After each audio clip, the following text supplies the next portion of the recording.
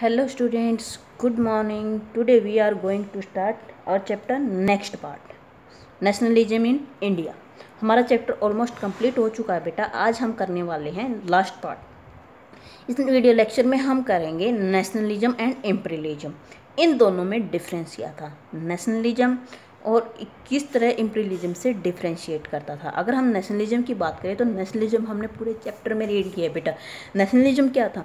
Nationalism अपने country के लिए, अपने नेशन के लिए सेंटिमेंट्स मीन्स उसको फ्री करवाने के लिए, एक करवाने के लिए, जिसके लिए क्या है अलग अलग तरह से वर्क किया गया, उनको यूनिफाई किया गया। तो ये क्या था? ये तो थी positive form, means it's okay. एक कंट्री है, उसके ऊपर दूसरी कंट्री, जो दूसरी कंट्री है उसने क्या है रूल चल रहा है, या फिर उसमें मोनार्क्स का रूल चल रहा है, उसको एक करने के लिए, यूनिफाई करने के लिए आवाज़ उठाई गई और उसको एक कर दिया गया। अब बात आती है इम्पीरियलिज्म। अगर हम इम्पीरियलिज्म की बात करें ना बेटा, तो इम्पीरियलिज्म ना नेशनलिज्म की ही नेगेटिव फॉर्म थी। मीन्स नेशनलिज्म में तो क्या था, अपनी कंट्री के लिए सोचना, लेकिन जब सारे कंट्रीज एक हो गए, इन कंट्रीज में कौन कौन से थे, जैसे कि इटली था, जर्मनी था, ब्रिटेन था, जब ये सारे कंट्रीज एक हो गए ना बेटा, तो इन कंट्रीज में एक नया ट्रेंड आ गया था, नई सोच शुरू कर दी थी, वो थी इम्पीरियलिज्म। मीन्स अपने एरिया को और ज़्यादा इंक्रीज करने के लिए उस दूसरे कंट्रीज के ऊपर अपनी कॉलोनी बनाना। इम्पीरियलिस्ट मीन्स दूसरे कंट्रीज में जाकर उनके ऊपर, और इम्पीरियलिज्म का सबसे बड़ा एग्जाम्पल हम देखते हैं तो कौन सा है? इंडिया। ब्रिटेन ने, या ब्रिटिशर्स थे, उन्होंने क्या किया, इंडिया में आकर उनमें क्या है कॉलोनीज बनाई। और उसमें हाँ, आज हम रीड करने वाले हैं बाल्कन्स का एग्जाम्पल। जो बाल्कन्स था ना, इसमें इम्पीरियलिज्म बहुत ज़्यादा पॉपुलर हुआ था।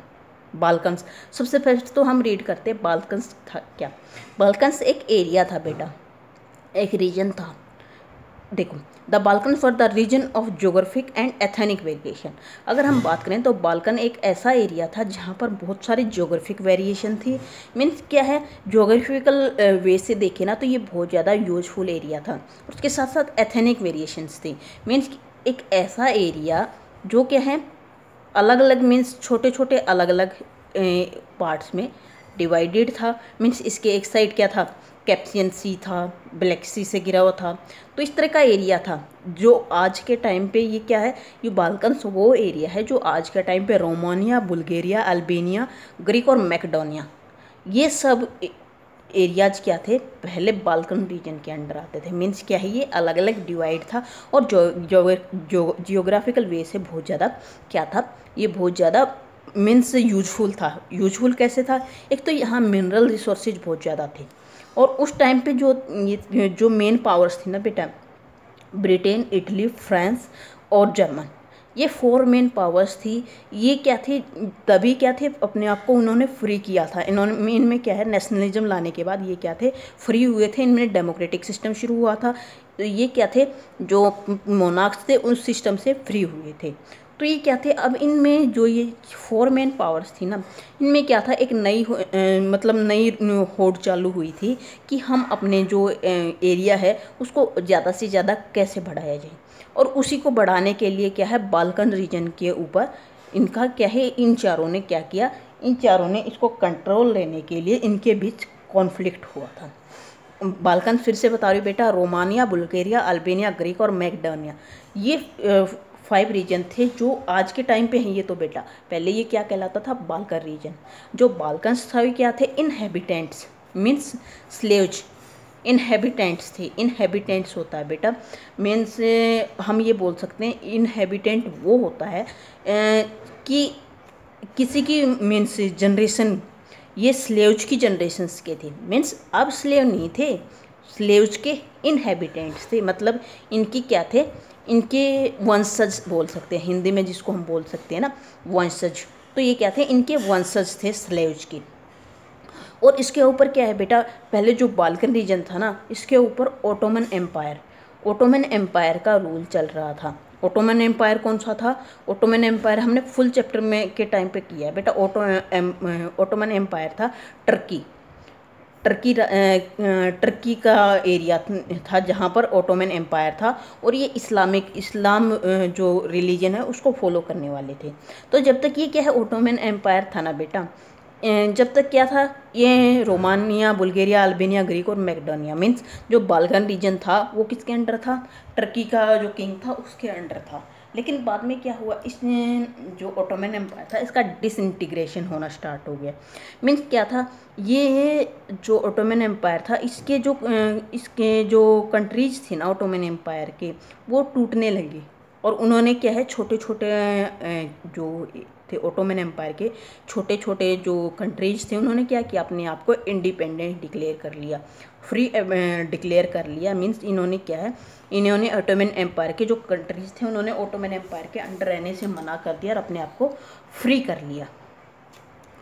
और अब जब ये फ्री हो गए ना, जब ओटोमन एम्पायर में का डिसइंटीग्रेशन हो गया, तो उसके बाद क्या है, all Balkan countries seek to capture more and more territories. जो ये थी ना ओटोमन एम्पायर की कंट्रीज थी, अलग अलग कंट्रीज थी, इनके बीच में एक होड़ चालू हो गई थी कि ज़्यादा से ज़्यादा कंट्रीज को अपने अंडर किया जाए और ज़्यादा से ज़्यादा टेरिटरीज को जीता जाए। ये इनके बीच में एक होड़ चालू हो गई थी, किसके बीच में, ओटोमन एम्पायर की कंट्रीज के बीच में। तो उसी के लिए क्या है, यही जो था ना बाल्कन, ये बाल्कन की कंट्रीज को देखो, ओटोमन एम्पायर की कंट्रीज थी, वो उसका इंटीग्रेशन हुआ, वो उनके बीच में होड़ चालू हो गई कि ज़्यादा से ज़्यादा टेरिटरीज को कैसे जीता जाए। और इन्होंने जो ओटोमन एम्पायर था, इन्होंने बाल्कन की जो कंट्रीज थी ना, बाल्कन रीजन था, उनकी ज़्यादा से ज़्यादा टेरिटरीज को जीतने के लिए होड़ चालू कर दी थी। एरिया ऑफ इंटेंस कॉन्फ्लिक्ट, जो बाल्कन था ना बेटा, ये मेन कॉन्फ्लिक्ट का जो इंटेंस मतलब सेंटर पार्ट था, जो बाल्कन रीजन था, ये कॉन्फ्लिक्ट के लिए मीन्स चारों तरफ से इसमें क्या है, कंट्रीज इसको कैप्चर करना चाहती थी, इसको अपने अंडर लेना चाहती थी। तो इसी के लिए क्या है, जो बिग पावर्स थी उनके बीच में कॉन्फ्लिक्ट होता है। बिग पावर कौन कौन सी थी, मैंने पहले भी बताया बेटा, बिग पावर्स मेनली 4 थी। 4 कौन कौन सी थी, 4 थी बेटा, इसमें थी इटली, ब्रिटेन, जर्मन और फ्रांस। 4 मेन पावर्स थी। और इन पावर्स के बीच में, बिग पावर्स के बीच में जो राइवलरी है बेटा, ये क्यों शुरू हुई थी, ये शुरू हुई थी किसको, ओटोमन एम्पायर को जीतने के लिए। रीजन क्या था, ओटोमन एम्पायर को जीतने के लिए क्या है, इनके बीच में जो होड़ लगी थी, जिसको हम बोलते हैं कि इनके बीच में होड़ लग गई थी, बिग पावर्स के बीच में ओटोमन एम्पायर को जीतने के लिए, उसकी टेरिटरीज को कैप्चर करने के लिए। और उसका रिजल्ट निकल कर आता है, इस इम्पीरियलिज्म का रिजल्ट निकल कर आता है फर्स्ट वर्ल्ड वॉर, जो 1914 से 1980 तक हुआ था।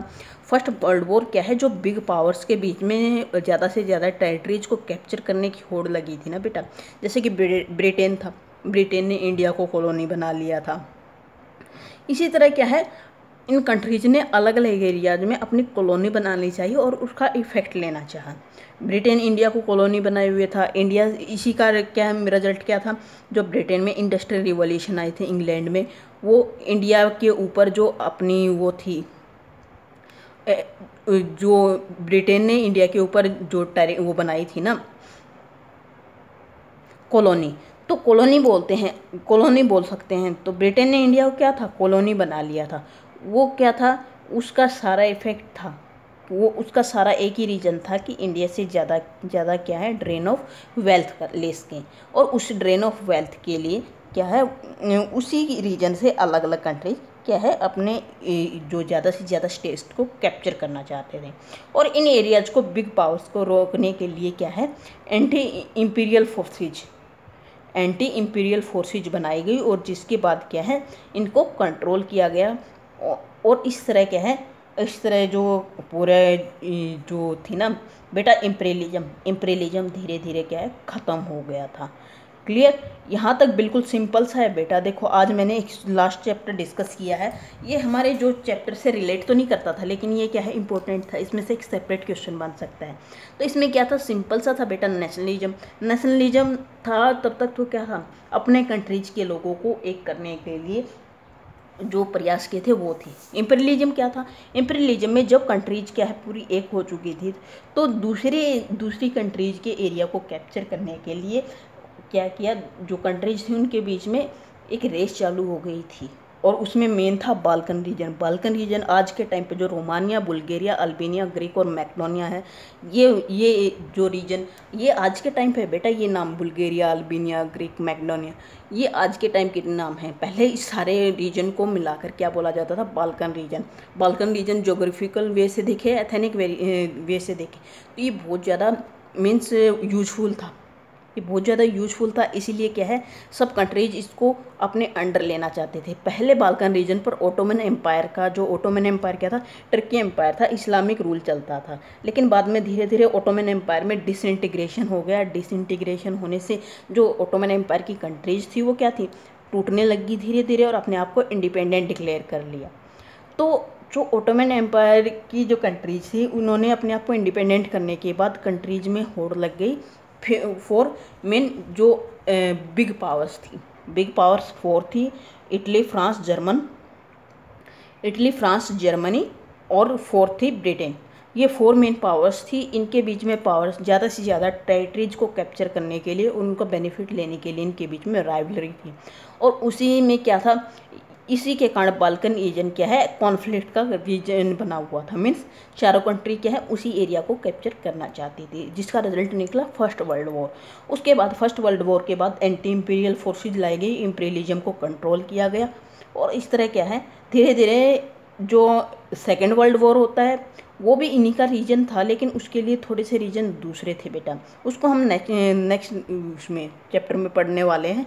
इसके साथ हमारा ये चैप्टर कंप्लीट होता है। इससे रिलेटेड आपको कोई भी प्रॉब्लम है तो आप मुझे कमेंट सेक्शन में बता सकते हैं। Okay students, thank you, have a nice day.